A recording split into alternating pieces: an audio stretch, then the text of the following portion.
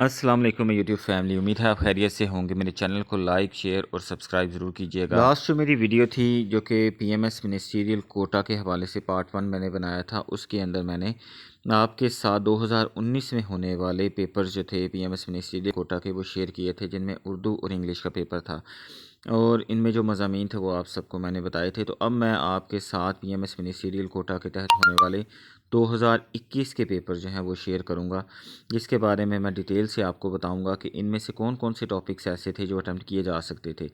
यानी कि एक ऐसा बंदा जिसकी बहुत कम स्टडी हो, जिसकी बहुत कम प्रेपरेशन हो, वो भी इस तरह के मज़ामीन अटैम्प्ट कर सकता है। तो चलें आए पेपर्स देखते हैं और उसके बारे में फिर मैं आपको डिटेल से बताता हूँ। सबसे पहले जो पेपर नज़र आ रहा है आपको, ये इंग्लिश एसे का पेपर है जो कि 2021 में कंडक्ट किया गया पीएमएस मिनिस्ट्रियल कोटा के तहत। तो इसमें जो पहला मजमून है ये एसे है, वो है नेशनल इंटीग्रेशन यानी कि कौमी यकजहती।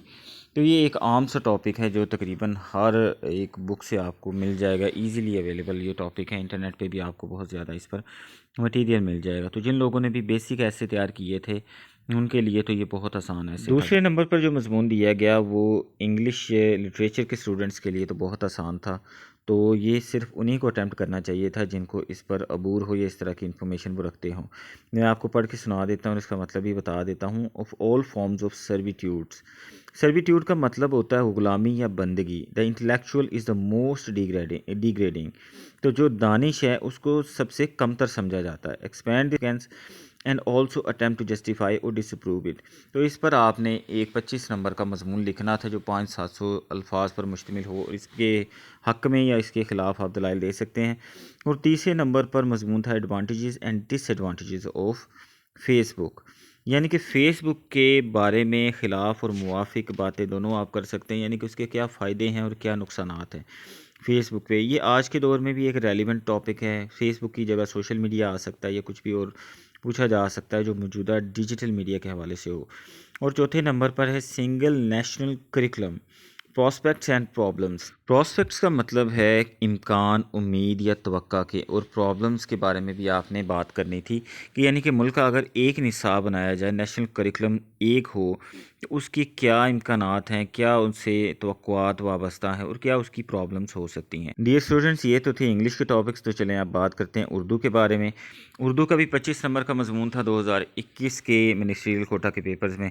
उर्दू में पहला जो टॉपिक दिया गया वो था उर्दू हमारी कौमी शनाख्त है, यानी कि उर्दू ज़बान के साथ आपकी जो वाबस्तगी है उसके बारे में आपने बताना है कि किस तरह हमारी कौमी पहचान है कि दुनिया भर में पाकिस्तानी या हम लोग उर्दू की वजह से पहचाने जाते हैं। दूसरे नंबर पर जो टॉपिक पूछा गया वो है पाकिस्तान का मुस्तकबिल पाक चीन इक़्तिसादी राहदारी से वाबस्ता है, यानी कि जो चाइना पाकिस्तान इकनॉमिक कॉरिडोर है, सी पैक के बारे में ये सवाल था। 2021 में ये एक हॉट टॉपिक था, इस वजह से ये पूछा गया।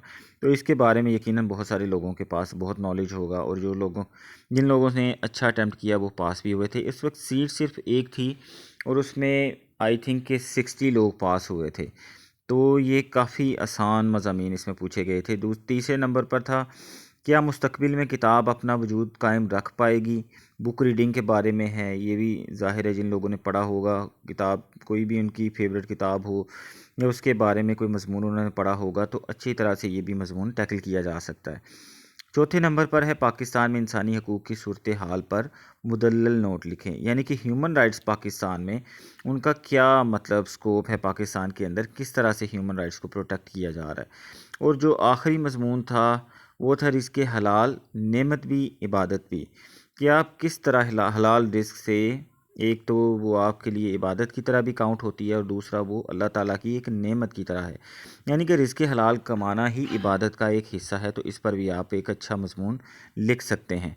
तो 2021 में निस्बतन मज़ामीन बहुत आसान दिए गए, लेकिन इनको लिखना थोड़ा सा टेक्निकल है और थोड़ा सा डिफ़िकल्ट उस वजह से हो जाता है कि जब आप कंपटीशन के इम्तिहान में बैठे होते हैं तो उस वक्त आपको बहुत सारी चीज़ों को नज़र में रखना पड़ता है, यानी कि आपके पास टाइम लिमिटेड होता है। उसके बाद आप कितनी अच्छी आउटलाइन बनाते हैं या आउटलाइन नहीं बनाते तो भी कितनी अच्छी पैराग्राफिंग करते हैं, पैराग्राफ्स कितने अच्छे होते हैं आपके, इक्वल लेंथ के होते हैं, और बहुत सारी चीज़ें इसके अंदर काउंट करती हैं कि आपकी मिसालें कैसी हैं, क्या उस दौर के हिसाब से जब आपका पेपर हो रहा है तब के हिसाब से वो मिसालें रेलिवेंट हैं, आपके मजमून के हिसाब से वो मिसालें रेलिवेंट हैं या नहीं हैं।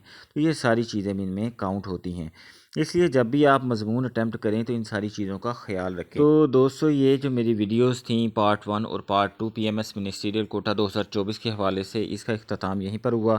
میں انشاءاللہ اب جو نیکسٹ ویڈیو بناؤں گا اس میں آپ کو پورا طریقہ بتاؤں گا کہ کس طرح سے آپ انگلش یا اردو ایسے کو ایک اچھے طریقے سے اٹیمپٹ کر کے بہترین نمبر حاصل کر سکتے ہیں۔ مجھے اجازت دیجیے، انشاءاللہ نیکسٹ ویڈیو میں ملاقات ہوگی۔ اللہ حافظ، اور میرے چینل کو سبسکرائب ضرور کیجیے گا۔ شکریہ۔